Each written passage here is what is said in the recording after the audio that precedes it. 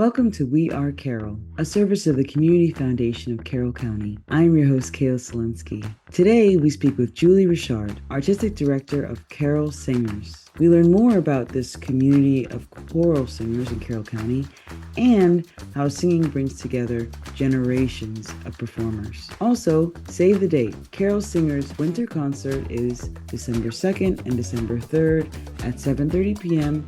at Westminster High School. Learn more on their Facebook page. Type Carroll Singers. Remember, you can learn more about the Community Foundation of Carroll County on our website, wearecarroll.org. Stay with us.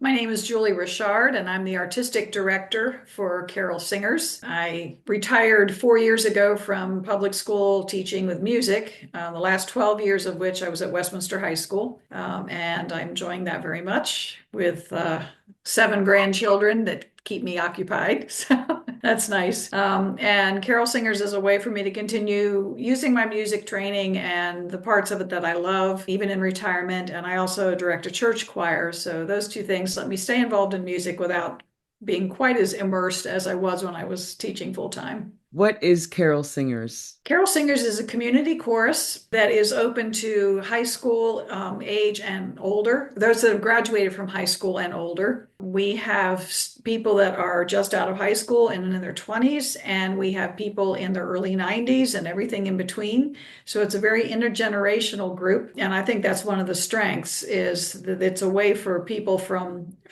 many different backgrounds and experiences and generations to interact together and be brought together by their common love of music. We do 2 concerts a year. The first one is always, well, in our season with it, like the school year, is the Monday and Tuesday after Thanksgiving. So that's the one coming up on December 2nd and 3rd.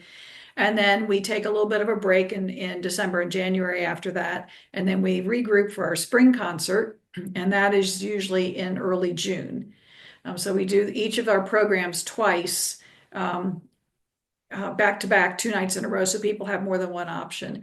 And then we also participate in a charity concert in December, where we perform some of the songs from our concert along with lots of other people in the community to raise funds for area food banks and people that are dealing with food insecurity. So try to be involved in the community as well that way. How did you get started working with Carroll Singers? The previous director was a good friend of mine, and actually she was the prior teacher at Westminster High School.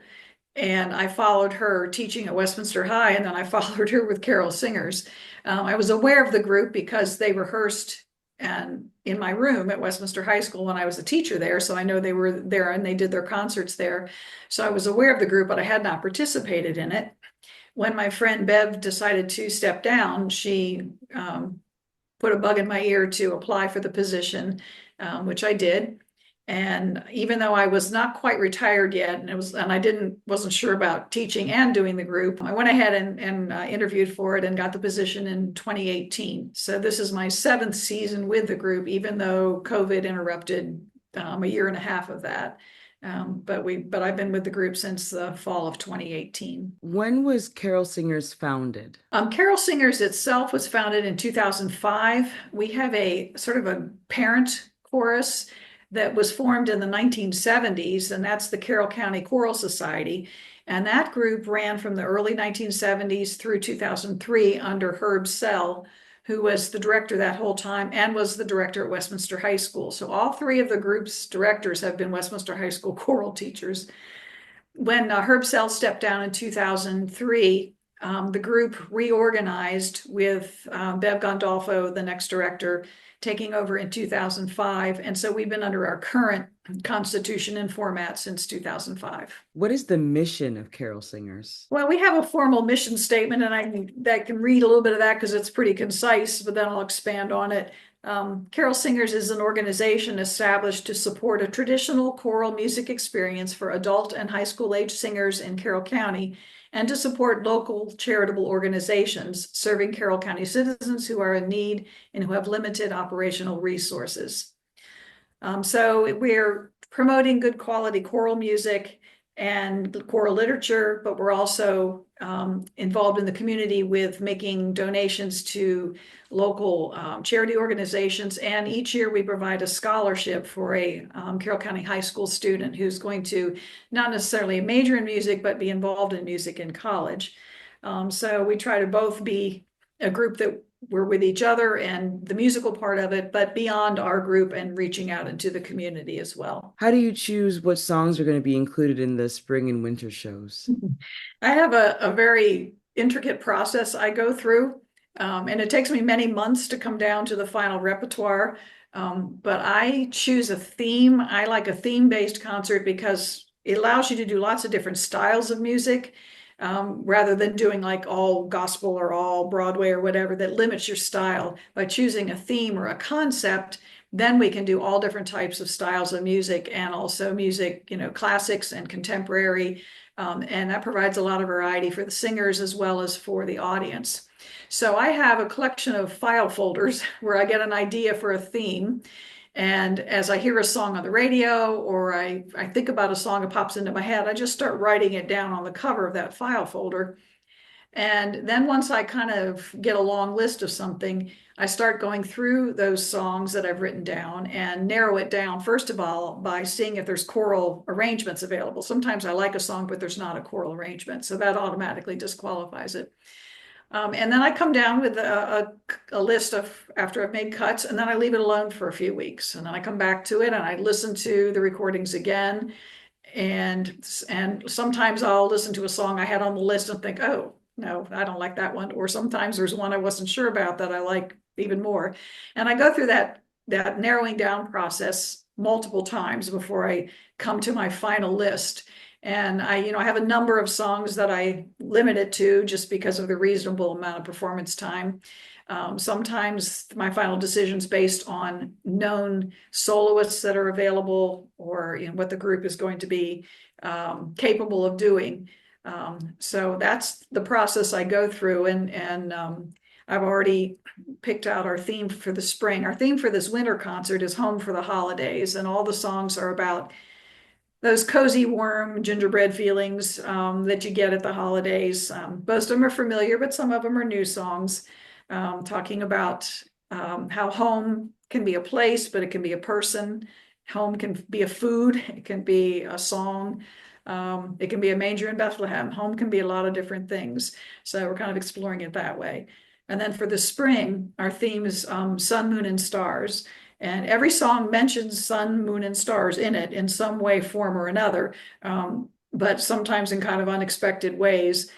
So it's just a lot of different types of songs, but somewhere buried in every song, you'll hear at least one of those, and sometimes more than one of those mentioned in the song. So that's kind of the process I go through. What does Carol Singers bring to the community, to the Carroll County community? Well, in addition to the things I've mentioned about providing sponsorships for scholarships for students and contributing to charitable organizations, it definitely provides a community.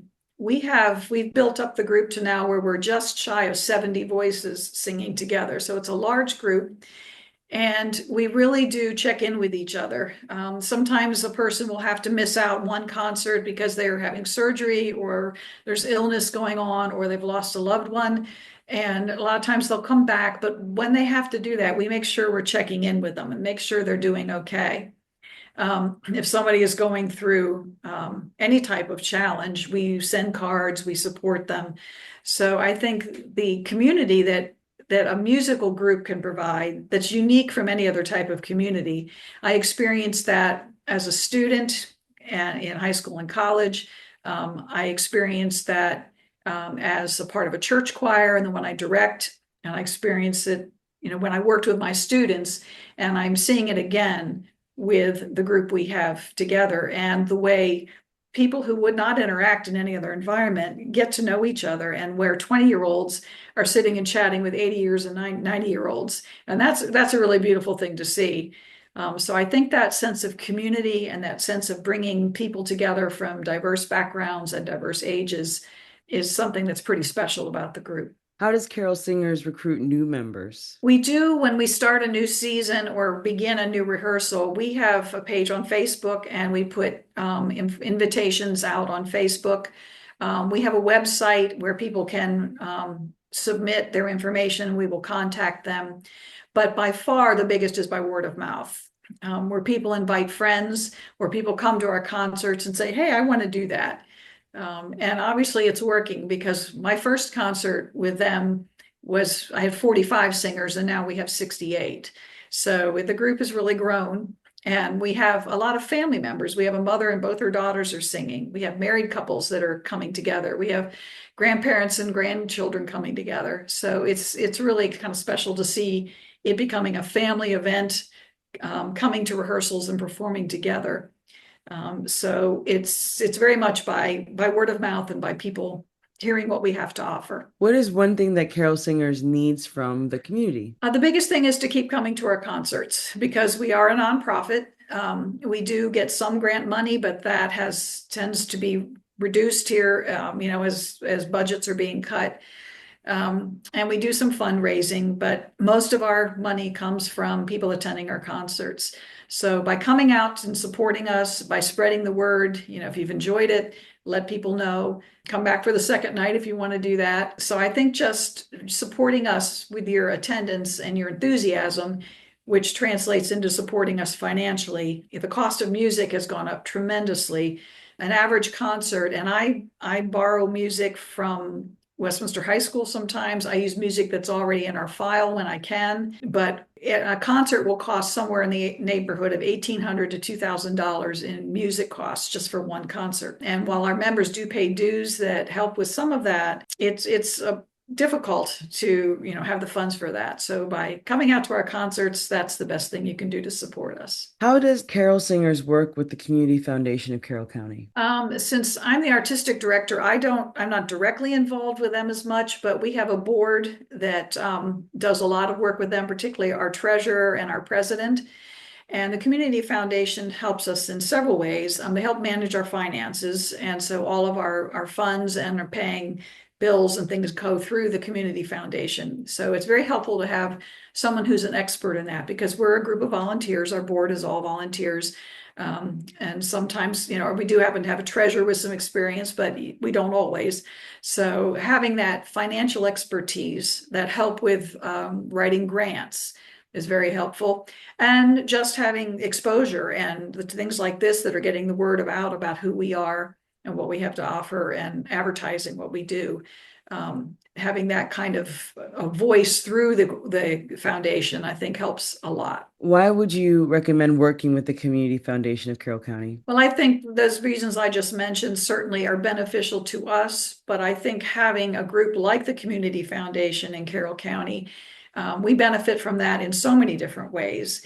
And any group that supports them and comes under that umbrella is part of expanding that sense of who we are as a county, as an area that has a wonderful amount of artistic opportunities for a relatively small county. We have many performing groups and many opportunities to be involved in the arts and be involved in the community. So I think having an organization like that provides an umbrella for so many different places and meets the needs of each group and helps to be an overseer of things is very beneficial. Our final segment is Staff Smiles. Who is a Community Foundation of Carroll County member who makes you smile, and why?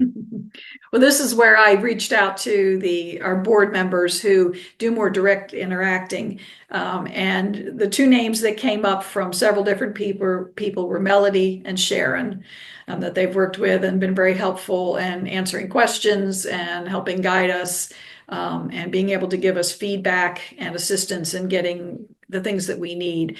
So the several people I reached out to, those were the two names I heard the most. Thank you so much for your time. This is really wonderful. I really appreciate your time. You're welcome. Thank you so much for listening to this episode of the We Are Carroll Project. To hear more episodes, please visit wearecarroll.org. That's wearecarroll.org. Talk to you next time.